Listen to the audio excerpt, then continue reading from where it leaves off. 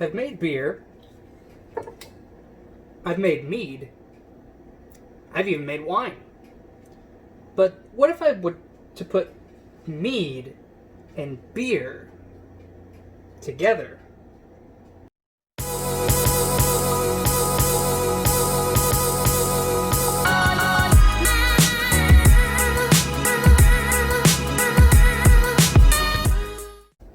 Hello everybody, welcome back. This is Hudson with Sanders Homebrewing, and today we're going to be trying our hands at a Braggot. Now what is a Braggot? Well, I can tell you one thing, it's not a person walking around town bragging about what he has to everybody. It is mead and malt. So it's kind of like a cross between a mead and a beer. Sometimes they're light in alcohol and fizzy, sometimes they're strong like a barley wine. And I've never made one before, but I have made mead and I have made beer. So I have my homemade brown ale. I didn't actually videotape this one, so you guys didn't see me make it, but it's absolutely delicious. And I'm going to be combining that recipe with a traditional mead recipe. And right now we're going to be going through our ingredients, show you what we're starting with. So let's get started. So we're going to be using 2 pounds of pale malt. This is 2-row barley that I purchased from a farm. And it smells, let's just get a smell in here. It smells like hay, but it's malt, so you smell that sweetness in there, almost kind of like a biscuit dough. Really nice. This is the same pale malt, but I did an amber kiln on it, like a home-done amber kiln. And you can see the difference in the color here. Let me just kind of throw it up there. The differences between the two. And you can smell this. Less hay, more biscuit. And the sweetness doesn't come really off that as much as it does on the pale malt. Then we have homemade chocolate malt. That's from the same stuff, the same pale malt. And if you compare the two, it's way different. And this is straight dark cacao. Really nice stuff. And I have to use this within the next couple of weeks, otherwise it'll go stale. So I'm using that today. So we have 2 pounds, a pound, and I'm going to use 6 ounces of this chocolate malt right here to substitute for the rest of the sugar. Since we are doing a 2-gallon batch of this stuff, we're going to be using clover honey. It's just kind of a base, a basic honey. It doesn't have like strong flavors, so it's going to let the malt shine. But it is going to be adding a lot of sugars in there, so it's going to up our ABV. So it's like a barley wine, except half of the sugars are coming from the honey and half of the sugars are coming from the malt. And right here we have about 3.5 pounds. I think we're going to be using about 2, maybe 2.5 pounds, but we'll see after we do our mash how many sugars we get from our barley. So let's get at it.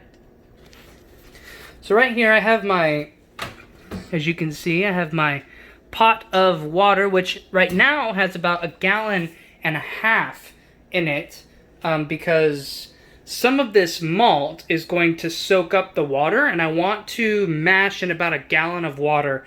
So I'm going to have something called sparge water at the end, and we're going to be doing, just so I don't forget this, I want to show you this. I just got this thermometer in, and we're going to be heating the water up in the oven to about 122 degrees, and we're going to be adding the malt to that for a protein rest for about 20 minutes. And then we're going to bump this up to 154 for a full hour, and then we're going to take it from there. So before we can get started with our mash, obviously we have to wait for our water to come to temperature, but I can't mash my grains in the form that these are in right now. I have to crack them or crush them or mill them, and since I don't have a mill, what I'm going to be using is I'm going to be using this Ninja with the blades. So I'm going to throw all of my grains in here, and we're going to grind this up for about 3 minutes. So we're probably going to fast forward, or we're going to jump to when all this is done. So see you later when it's done. So we're not done milling our grains yet, but I did want to show you guys one thing. This is leftover yeast from that brown ale that I brewed about 2 weeks ago. I separated out the yeast and I washed it, and I separated out the yeast and I washed it, and so this is the starter that we're going to use today. I'm going to shake this up, get it all incorporated, and while we're doing this, it's going to come down to room temperature because right now it's really cold since I was keeping it in my fridge. So let's give this a quick shake. And maybe we'll get a little bit of a pop. No, but it smells really good. It smells like a really watered down version of this without the hops. Really nice stuff. Kind of smells like chocolate milk. It's delicious. All right, there we go. Back to milling our grain. Okay, it's time. Our water temperature, our strike water, has reached 122 degrees Fahrenheit. So now I'm going to go ahead and take that puppy out of the oven. Put them right up here. Take the probe out. Woo. Easy there. Put them right there for right now. We're not done yet. Now what I'm going to do, I'm going to take this muslin bag and I'm going to dip it inside of our strike water. I'm just going to gently roll it over the edges. Take my milled grains and I'm just going to pour them in. Just like that. Kind of slow. Now, I can't just leave them like this because you'll get these things called dough balls where the grain will just kind of ball up like that and all of the water will go around it and you'll have this dry inside. So if you don't stir this around like I'm going to, you're not going to extract all of the sugars that you can get out of your grains. So you just want to stir it around like this. Make sure that there's no dough balls in there. Don't want to do this forever, just a little bit. And then once you're satisfied that you've got all your dough balls, there was one right there, you could feel it. Put your spoon to the side and put your pot back into the oven so that it can stay warm. We're going to protein rest this at 122 for about 20 minutes. And then we're going to heat that up to about 155 for about an hour. So we'll see you when that is done. Alrighty then.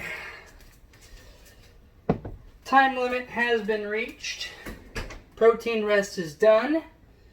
Now, before we can get this up to temperature of 155 for an hour, I have one more addition that I want to make to this mash before we put it in there.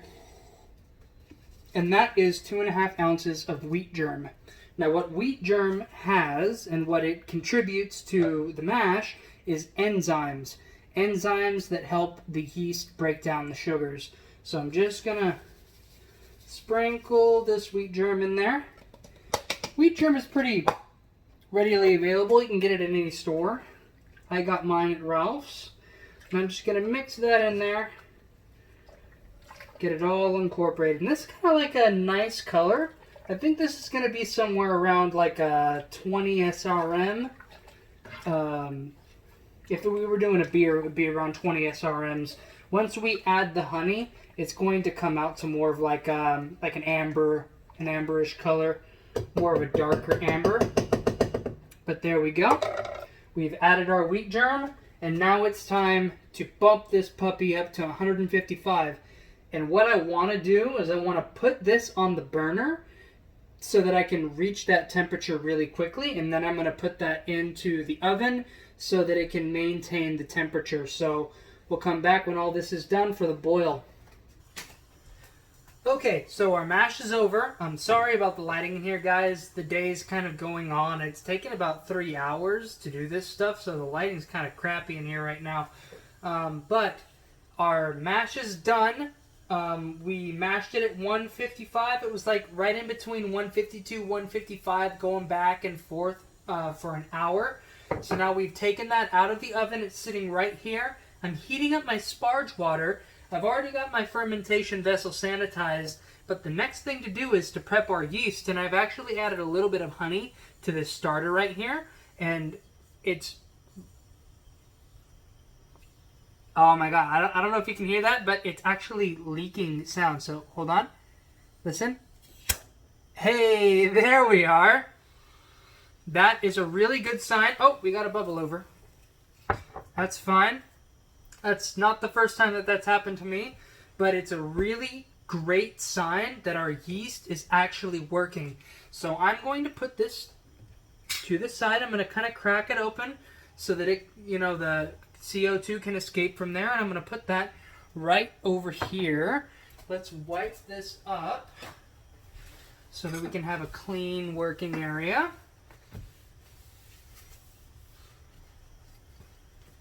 Wipe the spoon down. There we go. Now I kind of want to talk about our additions here for the boil. So what we're doing, we're making a Braggot. It's right in between being a mead and a beer. So I am going to use hops for this, but I kind of want to use something else. This is really citric. This is Cascade hops. It's really grapefruity, lemony, citric. I'm going to counteract that with a little bit of rosemary. It's about 2.5 grams of rosemary. Kind of herbal, really nice. Kind of has a little bit of denser, heavier notes of aroma and taste. But I want to give this a little bit of spark. Since we're only adding 2.5 ounces of Cascade, I'm also adding 2.5 ounces of dried dill. And that's to give this kind of like a little zing. Because I've never used dill in a brew before, but I have heard that people do use it. So I'm really interested to see how it's going to work. Looking at our brew here, it's really, really dark. But when we add our sparge water, it should lighten up a bit. And especially when we add our honey, it should lighten up. So... Okay, so we got a temperature of around 168 to 169 on our sparge water here. I'm going to take that, put this to the side, and I'm going to lift up my bag, and I'm going to let it drain. Now, it's really important to look at how much water got soaked up by the grains, because that's going to tell me how much water I'm going to add with my sparge water. I have about a gallon of sparge water here, but I might end up just adding about half a gallon, maybe a little over half a gallon. I don't want to overdo this, but that's looking to be like this soaked up, about half a gallon of water. So I'm going to let this sit right here. Come on, sit on the side. There we go. And I'm going to open up the top just enough so that I can pour the water in. So now we have our wort. Wort, right now, because this is just malted grains and water. Once we add our honey, it's going to be called a must. But as of right now, it's called wort. And we do need to have our 3 little buddies with us. And the very first thing that we're going to be adding to this at the beginning of the boil is Cascade hops. We're going to turn that up to high, and we're just going to throw those hops in there. Alright, so we are at the 15-minute mark. It's time to add our rosemary. And it actually looks like we're building up to a protein break here, so let's see if the rosemary addition will kickstart a protein break. Stir that in. We have one more addition left at 5 minutes, and that's the dill. So why did I introduce the hops before the rosemary, before the dill? Well, the hops are the bittering addition. You put that in at the beginning of your boil. That means that they're in there longer. It's just like tea. You over extract your tea, it's going to be too bitter. So that's the hops. Going to give kind of like a grapefruity bitterness, really kind of lemon zest bitterness. The rosemary is for aroma, and the dill will be for flavor. Everything's going to add flavor, but the dill's going to be the prominent flavoring if this were just beer. So yeah, here we come. We're hitting the protein break right about now. So I turn down the heat and I stir it just to make sure it doesn't overflow. And we saved it. I don't know if you guys can see the steam coming off of this. That's the steam releasing, and the foam just kind of like went all the way back down. So it looks like the protein break is over. I'm going to bring the heat back up. Okay, and we're crawling up here on 5 minutes. So it's time to add our dill. One more smell. Really nice. I'm really curious to see how this is going to turn out. I'm wondering if I'm making a horrible, horrible mistake here. But we're going to figure that out.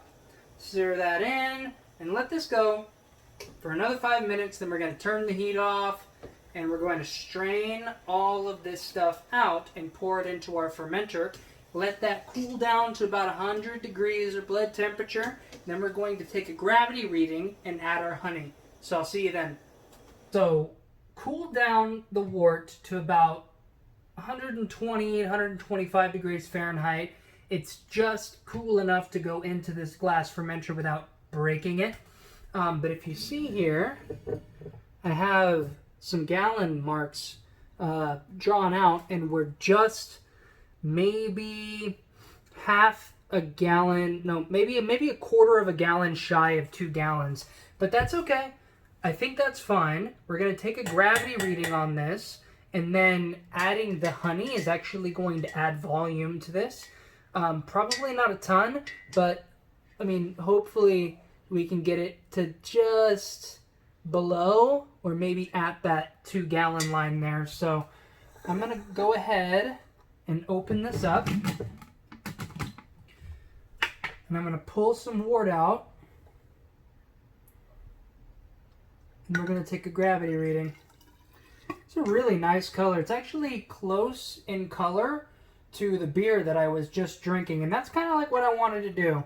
I wanted to turn that beer into a higher gravity Braggot mead, and that's exactly what we're going to do right here. But first, we have to know how many sugars we pulled out of our barley. Take that off and get our hydrometer out. I'm going to go ahead and drop this in. I might have overfilled it just a tad. Yeah, I overfilled it a little bit. So let's go ahead and pour a bit back in. And I'm wanting this to be at like 150, 160. So let's look at this. Okay. So it's kind of sitting at 130 right now. I think I'm going to add a little bit of brown sugar to this to up the gravity reading before I add my honey. And that's kind of like with like Baltic porters. Baltic beers, they do use brown sugar, so we're not going a little, we're not going a ton of the way off of our track here. This isn't brown sugar, but it's kind of like turbinado cane sugar. And we're just going to add a little bit. I'm just kind of eyeballing it. Right about there.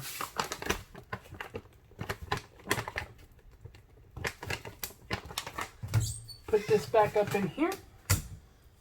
I'm going to mix this around. Okay, so like I said before, we're looking for around 1050. Drop. Come back up, and that's 1040 and a half. So it's close enough for me. That's fine. Okay, we're gonna eyeball this because my scale is not strong enough to handle this. So we're gonna add. This is 3 pounds of honey. So I'm going to weigh this right now and see where we're at. it's a pound and a half. Okay, and stop. Just over a pound. And stop. We're at 1080 right now, which means that we should probably add the whole 3 pounds of honey to this, and that should be good. Okay, I'm going to go ahead and add some yeast nutrient. It's kind of like a little tea that I made about 2 hours ago, so it's nice and extracted. Get that nutrient in there. And then we're going to add our yeast, which it's about blood temperature. I don't think it's hot enough to kill anything, so we're going to go ahead and add our yeast starter to this puppy. And that should put us, where are we? We're sitting just below 2 gallons. So this really should put us at 2 gallons right here.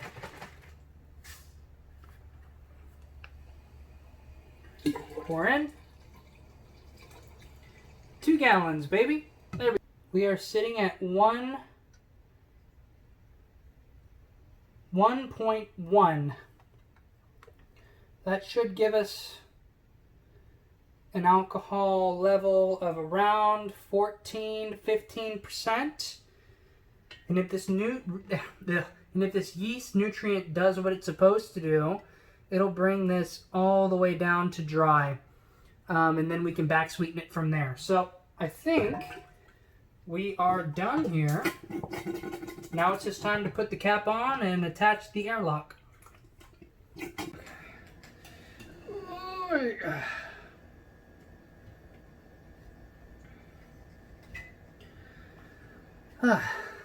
Okay, so there we go. Brew day done.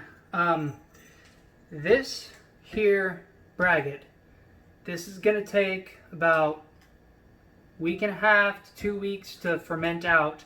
I'm going to take a gravity reading maybe a week from now, and then I might add more honey to this because I want this to ultimately be at, like, say 1.14 gravity, but I can't do that all at once right now, which is why I was trying to really control my sugars right over there.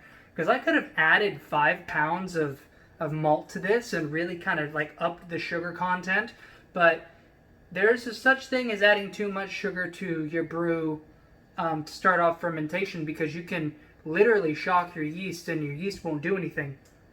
So I'm starting this at 1.1.